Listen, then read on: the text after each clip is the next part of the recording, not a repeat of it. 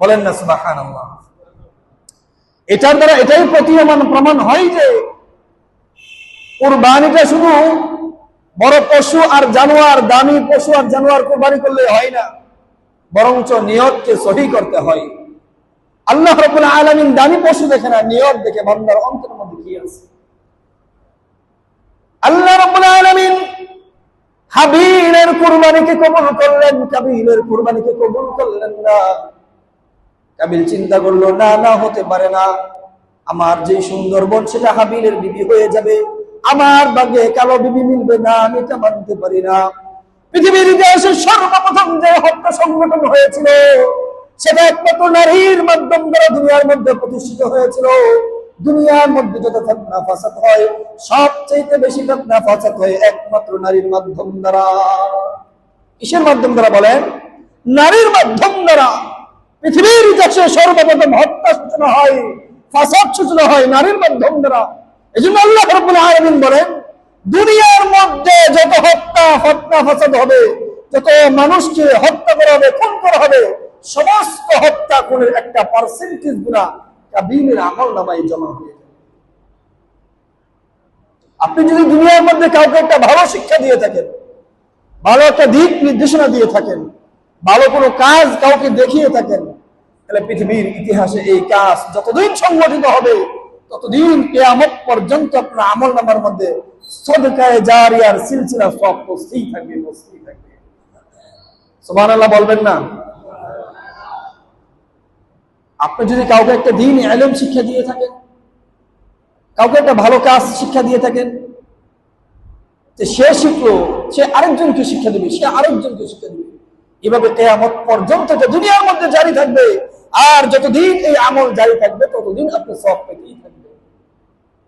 আর যদি আপনি কাউকে একটা খারাপ কিছু শিক্ষা দিয়ে থাকেন, গুনাহযুক্ত কোনো কাজ কাউকে শিক্ষা দিয়ে থাকেন, এই গুনাহ যতদিন দুনিয়ার মধ্যে প্রতিষ্ঠিত থাকবে, কিয়ামত পর্যন্ত আপনার আমলনামার মধ্যে একটা গুনার পার্সেন্টেজ সর্বদাই জমা হতেই থাকবে, জমা হতেই থাকবে। আর এটার জন্য কিয়ামত পর্যন্তই শাস্তি ভোগ করতে হবে।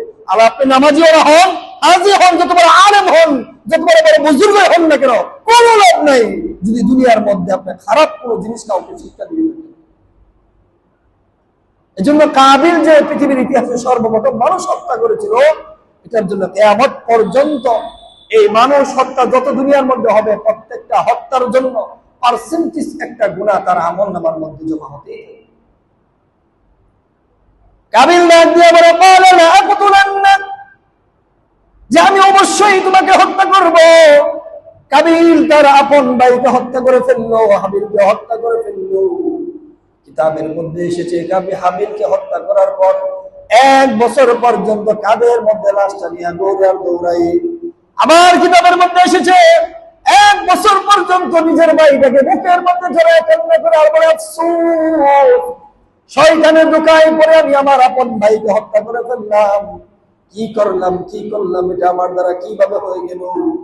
কাবিল 1 বছর পর্যন্ত আফসোস করলো, নিজের ভাইটাকে কাদের মধ্যে নিয়ে 1 বছর পর্যন্ত জমিনের মধ্যে ঘুরে বেড়াই, কিন্তু ভাইয়ের লাশটাকে কি করবে, কিভাবে কবর করবে, কিভাবে দাফন করবে, কোনো কিছুই জানা ছিল না।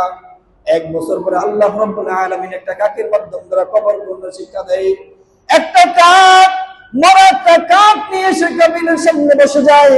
কাবিল তাকে দেখে একটা মরা কাক আর একটা কাক এসে দুইজন মিলে মরা কাকটা পাশে শুয়ে রাখলো, আর একটা জীবিত কাক গর্ত শুরু করলো। পায়রা চল দিয়ে গর্ত করতে দেখে হঠাৎ করে গর্ত করে ফেললো, আর মরা কাকটাকে সেই গর্তের মধ্যে ফেলে উপর দিয়ে মাটি আঁচড় দিয়ে ডেকে দিল। এবার কাবিল শিক্ষা গ্রহণ করলো, হাইরে কি আমি এতটা নিকৃষ্ট হয়ে গেলাম, একটা কাকের সমতুল্য হতে পারলাম না। নিজের ভাইটাকে হত্যা করার পর 1 বছর পর্যন্ত লাশ কাঁধে নিয়ে ঘুরলাম, কিন্তু নিজের ভাইটাকে কবরস্থ করতে পারলাম না। 1 বছর পর্যন্ত নিজের ভাইয়ের লাশ কাঁধে নিয়ে ঘুরেছে, কিন্তু কোনোদিন সে এটাই জানতো না যে লাশকে কিভাবে দাফন করতে হয়। আল্লাহ রাব্বুল আলামিন এটা কাকের মাধ্যম দ্বারা শিক্ষা দিয়েছে। কোরআনের মধ্যে এসেছে যে আল্লাহ রাব্বুল আলামিন কাকের মাধ্যম দ্বারা কিভাবে কবর দিতে হয় সেটাকে মানুষকে শিক্ষা দিয়েছেন। পৃথিবীর সর্বপ্রথম ইতিহাস মানুষকে শিক্ষা দিয়েছেন কাকের মাধ্যম দ্বারা কবরস্থ করার জন্য। আদম আলাইহিস সালামের এই ঘটনাটা এটাই প্রমাণ হয়, পৃথিবীর শুরুলগ্ন থেকে আল্লাহ রাব্বুল আলামিনের হুকুম কুরবানি চলে আসতেছে। আমাদের সম্মুখে সেই মাস অল্প দিনের মধ্যে হাজির হয়ে যাবে।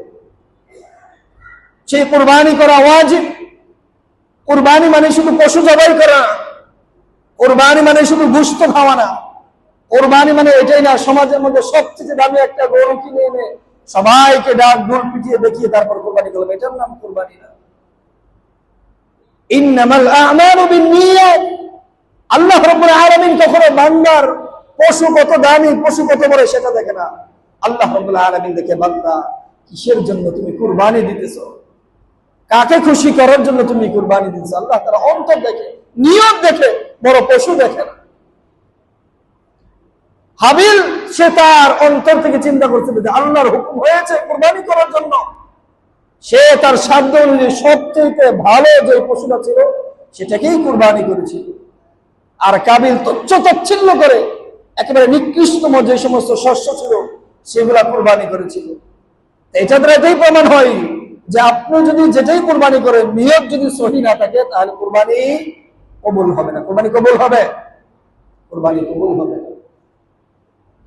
কুরবানি মানে ত্যাগ স্বীকার করা, আল্লাহ তাআলার নৈকট্য হাসিল করা, তিতিক্ষা করা। আল্লাহ রাব্বুল আলামিন যুগে যুগে প্রত্যেক নবী রাসূলের মাধ্যম দ্বারা কুরবানি শিখিয়েছেন। কিন্তু পয়গম্বর ইব্রাহিম আলাইহিস সালামকে আল্লাহ রাব্বুল আলামিন যে অগ্নি পরীক্ষা নিয়েছিলেন, ইব্রাহিম আলাইহিস সালামের মাধ্যম দ্বারা যে কুরবানি আমাদেরকে শিক্ষা দিয়েছেন সেটা আদম আলাইহিস সালামের শরীয়তের একটু বিপরীত ছিল। আদম আলাইহিস সালামের শরীয়ত ছিল যে আসমান থেকে একটা অগ্নিশিখা এসে কুরবানির বস্তুকে পুড়িয়ে দিবে, তাহলে বোঝা গেল কুরবানি কবুল হয়েছে। আর নয়তো কুরবানির পশু এভাবেই দুনিয়ার মধ্যে রয়ে গেছে।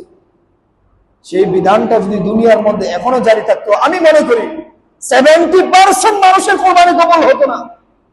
অধিকাংশ মানুষ এখন কুরবানি করে গোশত খাওয়ার নিয়তে, অধিকাংশ মানুষ কুরবানি করে মানুষকে দেখানোর জন্য যে আমি এত ধনী মানুষ, আমি যে একটা ভালো পশু কুরবানি না করি, দামি কুরবানি একটা পশু যে কুরবানি না করে মানুষ কি বলবে।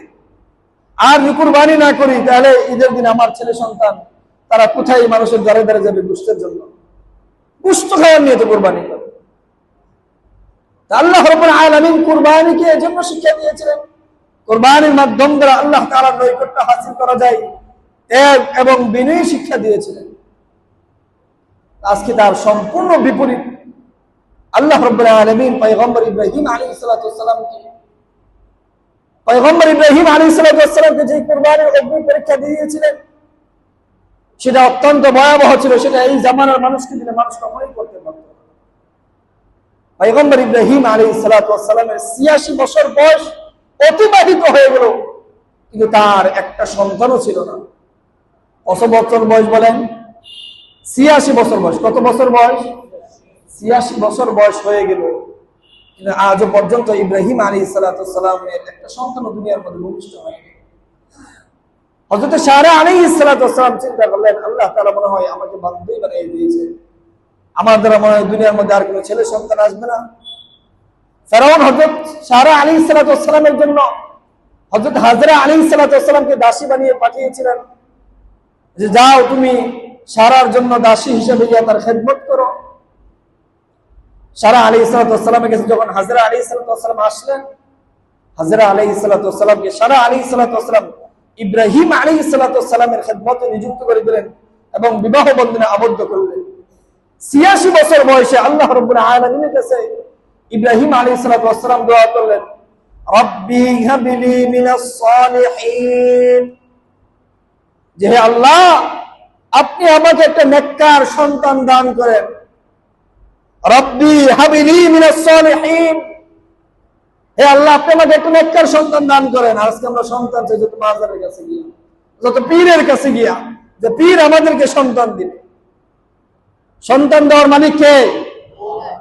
আজকের সমাজের মধ্যে কিছু পুরুষ কিছু মহিলা এত আবেগ কাজ করে যে দেখা গেছে 2, 4, 5, 10 বছর হয়ে গেছে সন্তান হয় না, বাবার কাছে চলে যায়।